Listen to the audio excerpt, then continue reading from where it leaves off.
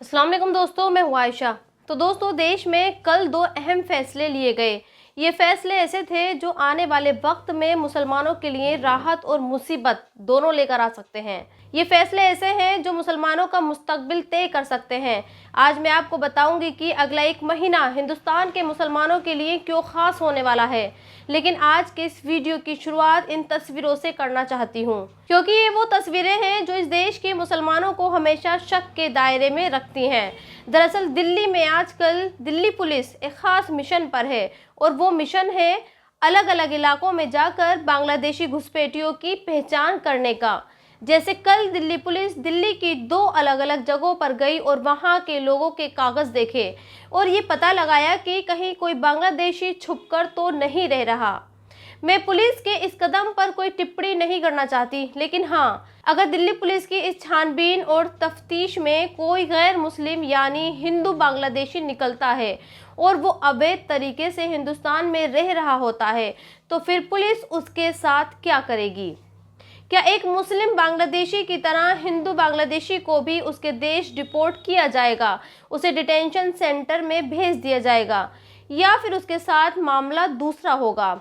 शायद दिल्ली पुलिस के पास मेरे सवाल का जवाब ना हो, लेकिन हाँ, दुनिया ये जानती है कि अगर कोई गैर मुस्लिम बांग्लादेशी पकड़ा जाता है तो उसके साथ क्या होगा। जैसे अमेरिका आज फिलिस्तीन के साथ कर रहा है। आप इस वीडियो को देखिए। ये वीडियो अल जजीरा ने पोस्ट किया है कल, यानी 11 दिसंबर के दिन, जब अमेरिका के state secretary Antony Blinken speech दे रहे थे। तभी एक महिला आती है और एंटनी ब्लिंकन को सेक्रेटरी ऑफ स्टेट की जगह सेक्रेटरी ऑफ जेनोसाइड कहती है। आज मैं आपको इस महिला के कहे शब्द पढ़कर बताती हूँ, जिससे आप ये समझ पाएंगे कि फिलिस्तीन का जितना गुनहगार इजराइल है, उससे ज्यादा गुनहगार अमेरिका भी है। Secretary Blinken, stop killing kids in Gaza. Like you I have young kids. You are a father. I don't know how you sleep at night when you are killing so many kids in tents and bombing them in tents at their homes, killing entire families. Secretary of Genocide. Bloody Blinken. सोचिए, एक महिला America के इस विदेश सचिव को खूनी कातिल बता रही है और ये कह रही है कि अमेरिका ही गाजा में नरसंहार का जिम्मेदार है।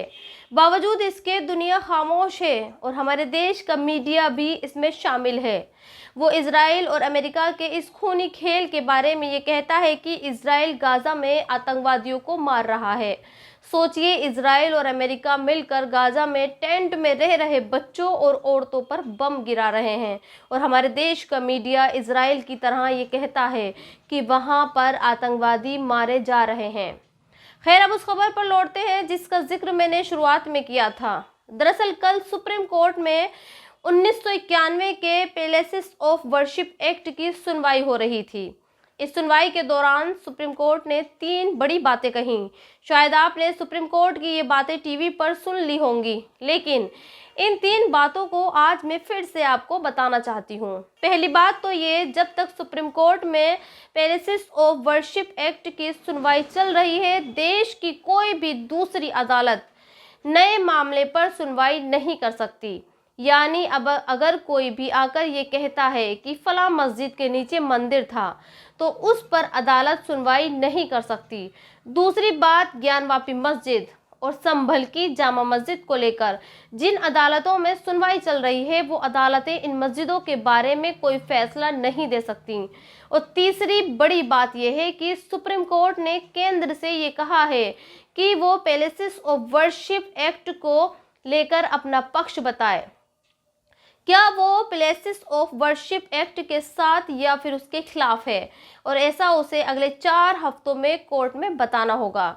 यही जो तीसरी बड़ी बात है, इसी को जहन में रखते हुए मैंने ये कहा था कि अगला एक महीना मुसलमानों के लिए बहुत अहम साबित होने वाला है।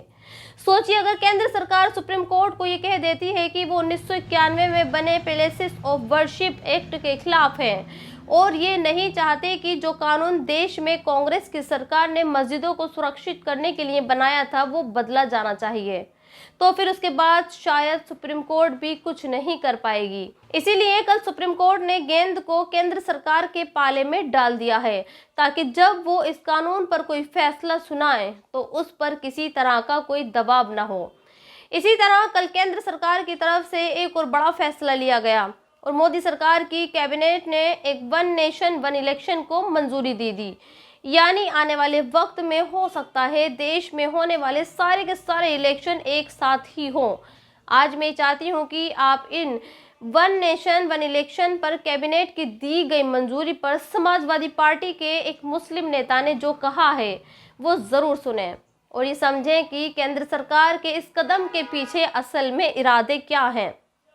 समाजवादी पार्टी के इस मुस्लिम नेता ने ये कहा है कि वन नेशन वन इलेक्शन को मोदी कैबिनेट की मंजूरी का मिलना ये दिखाता है कि कल को देश में वन नेशन और वन रिलीजन भी हो सकता है। यानी कल को बीजेपी की केंद्र सरकार ये भी कानून ला सकती है कि देश में एक ही धर्म होना चाहिए। क्योंकि इस देश में हिंदुओं की संख्या ज़्यादा है, लिहाजा देश में सिर्फ और सिर्फ एक ही धर्म होना चाहिए और वो धर्म हिंदुओं से ताल्लुक़ रखने वाला धर्म होगा। सोचिए, अगर ऐसा होता है तो फिर इस देश में आप और मैं खुद को मुसलमान भी नहीं कह सकेंगे, क्योंकि हमारे देश में ये लगातार मांग उठ रही है कि ये देश सेक्युलर नहीं बल्कि हिंदू धर्म होना चाहिए। और जब ये हमारे देश की मेजॉरिटी ने ये खबर देखी है तो फिर इसकी मांग और ज़ोरों से उठने लगी है। दरअसल जिस शख्स को आप देख रहे हैं ये शादी अलवैसी है। ये आदमी सीरिया में जो नई सरकार बनी है उस नई सरकार का नया कानून मंत्री है और इसने ये कहा है कि सीरिया में अब शरिया कानून लागू किया जाएगा। इसीलिए आज हमारे देश की मेजॉरिटी भी ये मांग उठा रही है कि जब सीरिया में शरिया लॉ लागू हो सकता है तो फिर हमारा देश हिंदू धर्म वाला देश क्यों नहीं बन सकता। खैर, इस वीडियो के आखिर में आपको एक अच्छी खबर भी बताती हूँ और ये खबर हमारे देश के 7 करोड़ लोगों के लिए है। अब सरकार अगले साल से ये इंतज़ाम करने वाली है कि जिसके बाद आप अपने पीएफ अकाउंट से ऐसे ही पैसा निकाल सकते हैं जिसे आज आप एटीएम से डेबिट कार्ड से निकालते हैं। पीएफ से पैसा निकालने के लिए अब आपको फॉर्म भरकर कई दिनों तक इंतज़ार नहीं करना पड़ेगा। वाकई ये एक क्रांतिकारी कदम है जिससे सीधे 7 करोड़ लोगों को फ़ायदा होगा। तो दोस्तों, इस वीडियो में इतना ही। आप भी अपनी राय कमेंट्स बॉक्स में लिखकर मुझे ज़रूर बताएं और अब तक आपने मेरे चैनल को सब्सक्राइब नहीं किया है तो प्लीज़ सब्सक्राइब ज़रूर कर दें। शुक्रिया।